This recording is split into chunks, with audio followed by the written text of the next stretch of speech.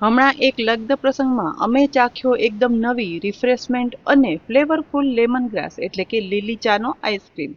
તાજગી સાથેનો એકદમ અલગ સ્વાદ અને સુગંધથી બનેલો આઈસ્ક્રીમનો સ્વાદ મોંમાં યાદ રહી ગયો.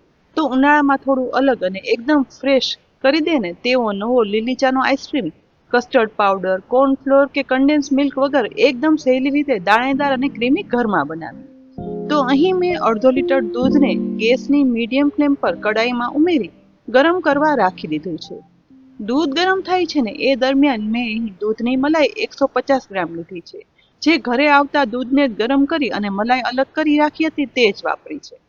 મલાઈને ઊંડા વાસણમાં લઈ અને વિસ્કર વડે વિસ્ક કરી લેવાની છે, જેથી મલાઈ છે ને તેની આખી તળ તૂટી જાય અને કણીદાર મિશ્રણ બની અને તૈયાર થાય. ધ્યાન એ રાખવાનું કે અહીં મલાઈને કણીદાર મિશ્રણ જ બનાવવું છે, માટે તેને બ્લેન્ડર વડે કે મિક્સરમાં બ્લેન્ડ નહીં કરતા આ રીતે વિસ્કરથી ચમચા વડે મિક્સ કરવાનું, જેથી મલાઈ એકદમ સરસ કણીદાર આવું મિશ્રણ બની અને તૈયાર થાય. હવે બીજી સાઈડ દૂધ પણ ગરમ થઈ ગયું છે, તો આ સમયે હવે દૂધમાં મલાઈનું કણીદાર મિશ્રણ બનાવ્યું હતું ને તે બધું જ ઉમેરી દેવાનું. સાથે તેમાં 1/3 કપ ખાંડ પણ ઉમેરી દઈશું.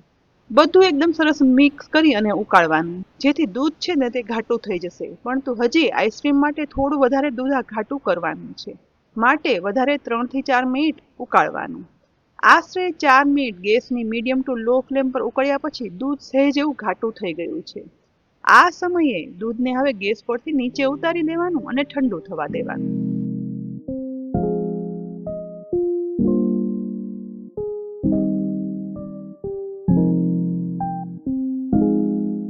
એ દરમિયાન મેં અહીં લીધી છે લીલી ચા એટલે કે લેમન ગ્રાસ. અમારે ત્યાં શાક માર્કેટમાં આવી રીતે લીલી ચા જોડીમાં બાંધી અને આપે છે, જેનો વજન 50 ગ્રામ જેટલો છે.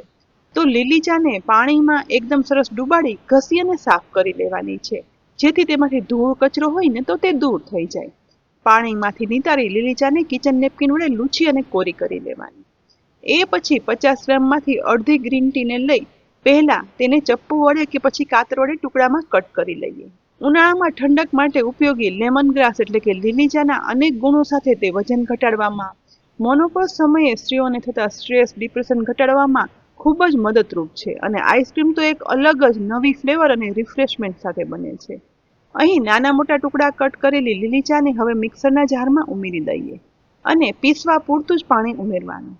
ઝાડનું ઢાંકણ ગળણી વડે પીસેલી લીલી ચાને ગાળી લેવાની, જેથી તેનો એકદમ ગ્રીન કલર સાથેનો સત્વોથી ભરેલું ગ્રીન લિક્વિડ અલગ થઈ જશે. ઉપર તરફ રહેલા ગ્રીન ટીના છોડાને પણ આપણે નહીં ફેંકતા રેગ્યુલર ચા બનાવીએ ને તેમાં ઉમેરી દઈએ ને તો દૂધવાળી ચા પણ એકદમ ફ્લેવરફુલ બને છે. અહીં એકદમ ગ્રીન કલરનું ગ્રીન ચાનું મિશ્રણ બની અને તૈયાર થઈ ગયું છે, જે 5 થી 6 ટેબલ સ્પૂન બન્યું છે, જે અડધો લીટર દૂધના આઈસ્ક્રીમ માટે પરફેક્ટ માપ છે. બીજી તરફ ઠંડુ થવા રાખેલું ઉકાળેલું દૂધ છે ને તે પણ હુંફાળું ગરમ રહે તેવું ઠંડુ થઈ ગયું છે.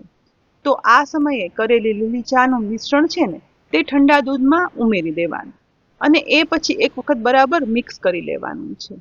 હવે બ્લેન્ડર વડે પણ આ લીલી ચાના આઈસ્ક્રીમના મિશ્રણને બ્લેન્ડ કરી દેવાનું, જેથી દૂધની મલાઈ, દૂધ, લીલી ચા મિક્સ થઈ આઈસ્ક્રીમનું પીણાવાળું મિશ્રણ બની તૈયાર.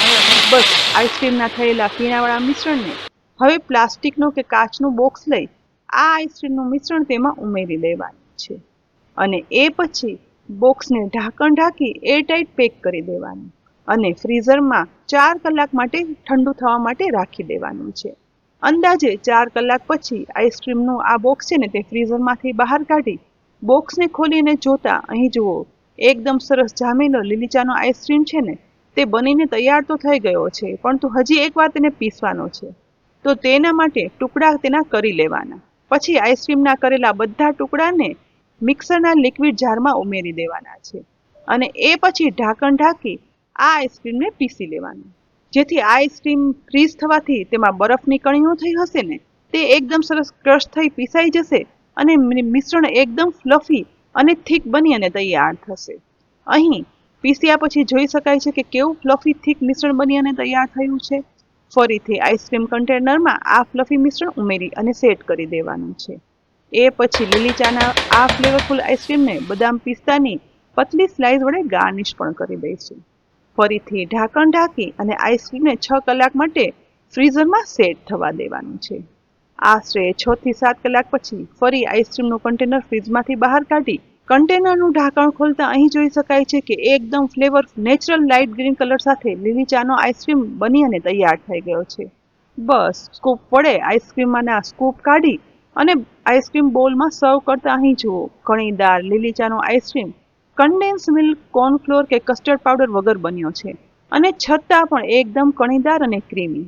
તો એકદમ નવા રિફ્રેશમેન્ટ સ્વાદ સાથેનો આ ગ્રીન ચાનો આઈસ્ક્રીમ, આ લેમન ગ્રાસ એટલે કે લીલી ચાનો આઈસ્ક્રીમ તમે એકવાર ટેસ્ટ કરશો ને એટલે એક જ બાઇટમાં એટલી મજા આવી જશે ને કે તેનો સ્વાદ હંમેશા મોંમાં રહી જ જશે. તો ફ્રેન્ડ્સ, દર વખત કરતાં થોડું અલગ આ વખતે લીલી ચાનો આઈસ્ક્રીમ જરૂરથી બનાવજો અને પછી કહેજો કે આ આઈસ્ક્રીમ બનાવવાની સહેલી રીત તમને કેવી લાગી. રીત જો ખરેખર ઉપયોગી લાગી હોય ને તો આ વિડીયોને લાઇક કરી અને શેર કરજો. સાથે જ અમારી યુટ્યુબ ચેનલને સબસ્ક્રાઇબ કરી અમારા ફેસબુક પેજને પણ લાઇક કરી અને ફોલો કરી લેજો, જેથી આવનાર અનેક અવનવી અને ઉપયોગી રેસીપી અપડેટ્સ તમને તુરંત જ મળે. આવતીકાલે ફરી મળશું એક નવી રેસીપી સાથે. ત્યાં સુધી આવજો.